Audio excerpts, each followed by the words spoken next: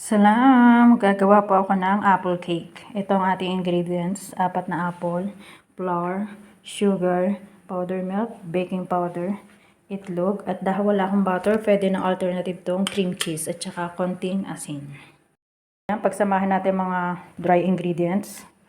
Flour, sugar, baking powder,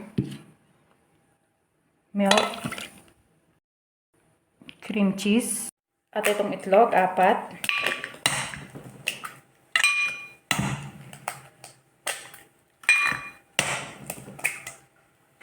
Tapos ibibit natin. Yan, ibit na natin. Bit lang natin hanggang maging smooth yung butter. Yan.